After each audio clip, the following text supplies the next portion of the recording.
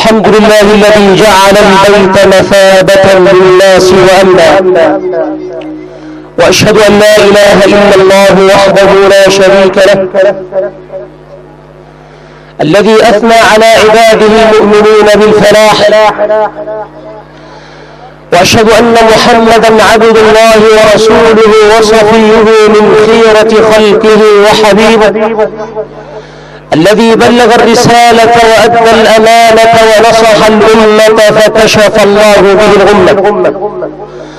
الله أكبر كبيرا والحمد لله كثيرا، فالله أكبر ما أهل الحبيب بحقهم لله مخلصين، والله أكبر ما خرج الحجاج من بيوتهم قاصدين بيت الله الحرام، يرجون رحمته ويخشون عذابه.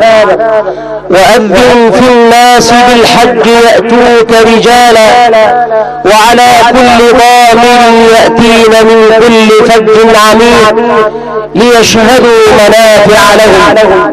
أيها الإخوة الأحباب، كل عام وحضراتكم جميعا بخير، فنحن في يوم طيب، في يوم الجائزة، في خير يوم طلعت عليه الشمس، في يوم عيد المسلمين، عيد الأضحى، وهو من التضحية، حيث خرج الموحدون أولا ضحوا بأموالهم وأنفسهم قاصدين بيت الله الحرام، هذا البيت العامر، هذا البيت الذي أمر الله سبحانه وتعالى خليله إبراهيم كي يقصده الحجاج بالحج والعمرة لله سبحانه وتعالى، فاستجاب كل من في أصلاب الرجال لهذا النداء الخالد، لهذا النداء العظيم. وأذن في الناس بالحج يأتوك رجالا وعلى كل ضامر يأتين من كل فج عميق. أيها الإخوة الأحباب، ونحن رأينا الحجاج بالأمس قصدوا جبل عرفات، وقفوا عليه في تؤدة وفي خشوع وفي سكينة لله رب العالمين، حيث أمرهم الله سبحانه: فإذا أفضتم من عرفات فاذكروا الله عند المشعر الحرام واذكروه كما هداكم وإن كنتم من قبله لمن الضالين، ثم أفيضوا من حيث أفاض الناس واستغفروا الله إن الله غفور رحيم. أيها الإخوة الأحباب، فرحة ما بعدها فرحة، حيث قصد الحجاج بيت الله العتيق، فالله أكبر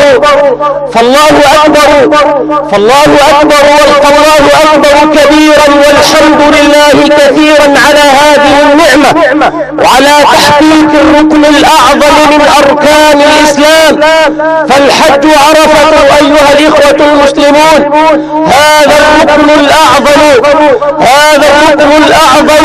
من أركان الإسلام، حيث وقف الحجيج في المشعر الحرام قاصدين الله سبحانه وتعالى، ملبين خاشعين، مفردين له بالوحدانية والتقديس والتنزيه: لبيك اللهم لبيك لا شريك لك لبيك، إن الحمد والنعمة لك والملك لا شريك لك.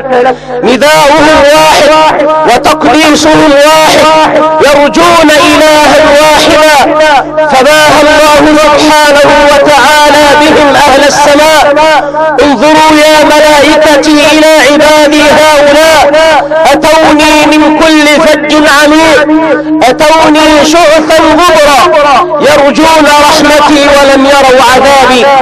أشهدكم يا ملائكتي بأني قد غفرت لهم فاللهم تقبل منهم حجهم واجعل حجهم مبرورا وسعيهم مشكورا وذنبهم مغفورا، وارزقنا وإياكم حج بيت الله الحرام.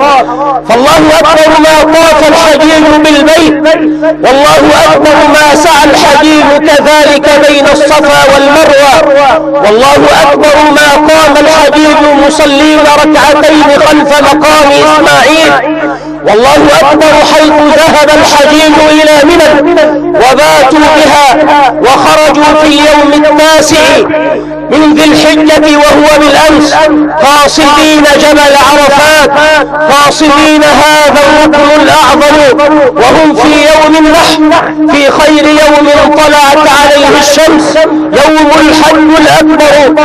فأعيدنا أهل الإسلام يوم عرفة ويوم النحر وأيام التشريق، عيدنا أهل الإسلام كما قال الحبيب صلى الله عليه وسلم، وهي أيام أكل وشرب كما أخبر الحبيب صلى الله عليه وسلم، هي أيام تضحية ببذل الغالي والنفيس، حيث بذل الحجيج أموالهم قاصدين بيت الله الحرام، وهم في يوم النحر ذهبوا لرمي جمرة العقبة الكبرى، حيث علمه الحبيب صلى الله عليه وسلم: خذوا عني مناسككم فإني لا أدري لعلي لا ألقاكم بعد عام هذا. ثم بعد ذلك يحلقون أو يقصرون وينحرون هديهم تقربا لله سبحانه وتعالى، سواء كانوا مقرنين أم متمتعين. خذوا عني مناسككم فإني لا أدري لعلي لا ألقاكم بعد عام هذا. فدين الله سبحانه وتعالى امتثالا وبيانا كما أمرنا من خلال تعاليم حضرة الحبيب صلى الله عليه وسلم. ثم بعد ذلك يتوجهون إلى بيت الله الحرام، حيث يطوفون طواف الإفاضة كما أخبر وعلم بذلك الصادق المصدوق صلى الله عليه وسلم. أما نحن المسلمون فلنا في هذه التعاليم ولنا في هذا الشرع العظيم قدوة طيبة، حيث علمنا الحبيب صلى الله عليه وسلم بأن نخرج أولا إلى المصلى ونصلي كما فعل الحبيب صلى الله عليه وسلم، وبعد ذلك نعود ونذبح الأضحية كما فعل الحبيب. وضحى الحبيب صلى الله عليه وسلم حيث أخذ كبشين أقرنين أملحين وقال: بسم الله، اللهم هذا عن محمد وعلى آل محمد، وأما الآخر فكان عن أمة الحبيب صلى الله عليه وسلم. أيها الإخوة الأحباب، ونحن في هذه الشعيرة العظيمة، ومن يعظم شعائر الله فإنها من تقوى القلوب.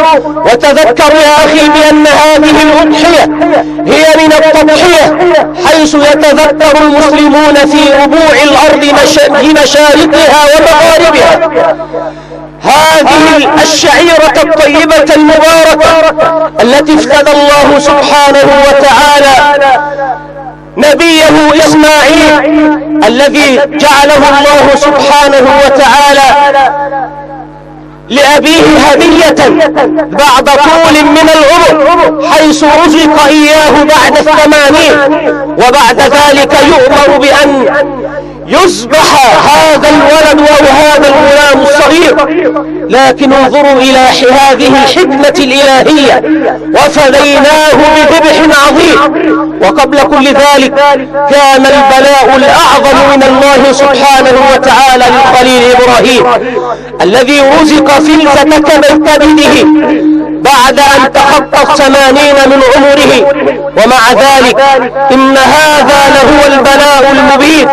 وفديناه بذبح عظيم، فامتثل الخليل، وامتثل كذلك نبي الله إسماعيل في هذا الوقت حيث كان طفلا صغيرا: يا أبت افعل ما تؤمر ستجدني إن شاء الله من الصابرين. فلما أسلما وتله للجبين وناديناه أي يا إبراهيم، قد صدقت الرؤيا إنا كذلك نجزي المحسنين. أيها الإخوة الأحباب، التصديق بشعائر الله تبارك وتعالى منة على المؤمنين، والتصديق بشعائر الله سبحانه وتعالى وخاصة في هذه الشعيرة المباركة في يوم الأضحى، حيث يتذكر المسلمون جميعا أباهم إبراهيم ويتذكرون مناسك الحج كلها، حيث بنيت على الخليل إبراهيم وما حدث له، حيث ذهب أولا وأخذ زوجه وولده وجعلهما في مكان قفر لا زرع فيه ولا ماء، ولكن ربنا إني أسكنت من ذريتي بواد غير ذي زرع عند بيتك المحرم ربنا ليقيموا الصلاة فاجعل أفئدة من الناس تهوي إليهم. وبالفعل تهفو القلوب إلى هذا البيت العامر، إلى هذا البيت العتيق، وتدمع الأعين للذهاب إلى هذا البيت العتيق، هذا البيت العامر، لكي يتمثل المسلمون بين يدي الله تبارك وتعالى في خضوع وفي سكينة وفي تذلل. فمن حج فلم يرفث خرج من ذنوبه أو عاد من حجه كيوم ولدته أمه. وأفضل الحج كما أخبر الحبيب صلى الله عليه وسلم وهو العج والسد، والمقصود بهما رفع الصوت بالتلبية لله سبحانه وتعالى، وإراقة دم الهدي لله سبحانه وتعالى، خاصة من الحجاج أو من المقيمين الذين يذبحون أضحيتهم تقربا لله سبحانه وتعالى، حيث كانت الأضحية في حق أمة الحبيب صلى الله عليه وسلم سنة مؤكدة، ومن العلماء من قال بأنها واجبة في حق من قدر عليها. فنسأل الله سبحانه وتعالى أن يتقبل منا شعائره. فقام الحبيب صلى الله عليه وسلم وأخبر ابنته فاطمة وقال: يا فاطمة قومي واشهدي أضحيتك، فإن لك بأول قطرة تقع من دمها على الأرض أن يغفر الله سبحانه وتعالى لك الذنب. بل والأعظم من كل ذلك أنها تأتي يوم القيامة بأظلافها وقرونها وأصوافها وأوبارها، وتقع في ميزان العبد، حتى أن هذا الأجر العظيم أجر الأضحية يضاعف إلى 70 ضعفا كما أخبر الحبيب صلى الله عليه وسلم. فليحرص المسلمون على أن يؤدوا هذا النسك العظيم بعد صلاة عيد الأضحى كما علم الحبيب صلى الله عليه وسلم. فمن ذبح قبل الصلاة فهو لحم قدمه إلى أهله وليس من النسك في شيء، ومن ذبح بعد الصلاة فهو من أعظم النسك كما علم الحبيب صلى الله عليه وسلم. بل ويجوز للمسلم أن يأكل من هذه الأضحية ما شاء، وأن يدخر منها، وأن يتصدق بها على الفقراء والمساكين وأولو الأرحام الذين غلظت القلوب تجاههم. وتناسى المسلم أن هذه الأرحام وهذه الرحم خلقت وشق لها الرحمن اسما من اسمه سبحانه وتعالى، فتقف بين يدي الله سبحانه تشتكي القطيعة منا، فيقول الله سبحانه وتعالى لها ومناديا يعني ينادي الرحم ويتجلى عليها سبحانه وتعالى: أما ترضين أن أصل من وصلك وأقطع من قطعك؟ فترضى هذه الرحم بما حكم به الله سبحانه وتعالى. فنسأل الله أن نكون من الواصلين للأرحام، نسأل الله سبحانه وتعالى كذلك أن يكتبنا من حجاج بيته الحرام، وأن يتقبل ممن ذهب، وأن يجعل حجهم مبرورا، وأن يجعل سعيهم مشكورا، وأن يجعل ذنبهم مغفورا، وأن يجعلنا وإياكم من عتقائه من النار، إنه ولي ذلك والقادر عليه. ونسأل الله سبحانه وتعالى أن يجعلنا من عباده الذين يستمعون القول فيتبعون أحسنه. ربنا اغفر لنا ولإخواننا الذين سبقونا بالإيمان، ولا تجعل في قلوبنا غلا للذين آمنوا ربنا إنك رؤوف رحيم. اللهم يا رب اجعل هذا الجمع مرحوما، والتفرق يا رب من بعده معصوما، ولا تجعل فينا ولا بيننا شقيا ولا محروما. اللهم ألف بين قلوبنا، اللهم ألف بين قلوبنا، اللهم أزل الشقاق والبغضاء من نفوس المسلمين، واجعلنا يا رب من البارين بآبائنا وأمهاتنا، الواصلين لأرحامنا، المقتصدين في كل شيء، واجعلنا يا رب ممن رضيت عنهم ورضوا عنه، واجعلنا من حزبك يا ربي، فإن حزب الله هم المفلحون. اللهم ارفع راية الإسلام والمسلمين، اللهم انصر الإسلام والمسلمين، اللهم انصر المستضعفين في كل مكان، اللهم احفظ مصر وأهلها، اللهم اجعل مصر آمنة مطمئنة، واجعلها سخاء رخاء وسائر بلاد المسلمين. وآخر دعوانا الحمد لله رب العالمين، وكل عام وحضراتكم جميعا بخير، والسلام عليكم ورحمة الله تعالى وبركاته.